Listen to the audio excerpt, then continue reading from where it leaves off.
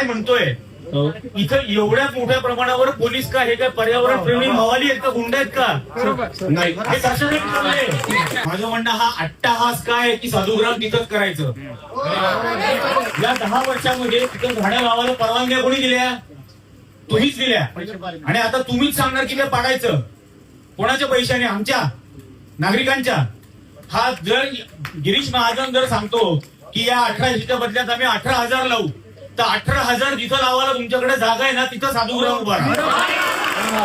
आता हा जो महत्वाचा मुद्दा आहे की इथं साधुग्राम करूच नका तो संपूर्ण. आणि याच्यातला मुख्य मुद्दा हा आहे की या सर्व आखाड्यांना मिळालेल्या दानपत्र असलेल्या जमिनी आहेत, त्या जमिनींवर यांनी लॉन्स काढलेली आहेत, मंगल कार्यालय काढली आहे.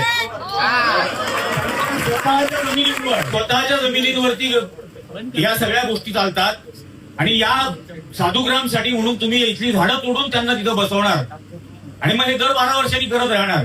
गेल्या 12 वर्षापूर्वी या तपोवनालगत 300 एकर जागा कायमस्वरूपी नो डेव्हलपमेंट झोन म्हणून महापालिकेने डिक्लेअर केली. बरोबर. काय केलं? 300 एकर जागा कोणी हडप केली? शोध घ्या. याचे पहिल्यांदा तुम्ही सांगायला पाहिजे अशा सुनावणींमध्ये उत्तर पाहिजे. तुम्ही अमुक 75 आणि तमुक 3 असं काहीतरी आम्हाला सांगत बसताय. याच्यात वेळ घालवू नका. सरळ सरळ हा रद्द. आणि इथं बाबुल नाना पण जे म्हणत होते की सक्षम अधिकारी, ज्या कुंभमेळ्यासाठी ज्या गोष्टी व्हायला पाहिजे होत्या त्यातल्या काहीही झालेल्या नाही.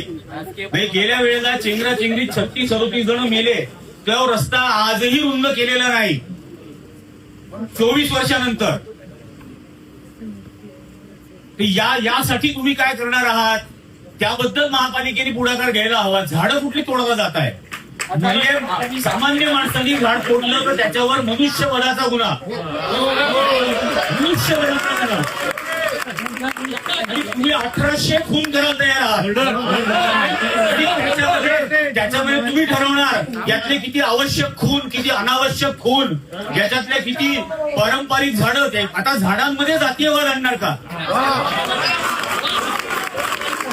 पारंपरिक झाडं, अपारंपरिक झाडं, त्या अपारंपरिक झाडांमध्ये बाबूळ असेल आणि आणखी कुठले असतील, झाडांमध्ये जातीयवाद नका आणू. एकही झाड कापलं गेलं नाही पाहिजे.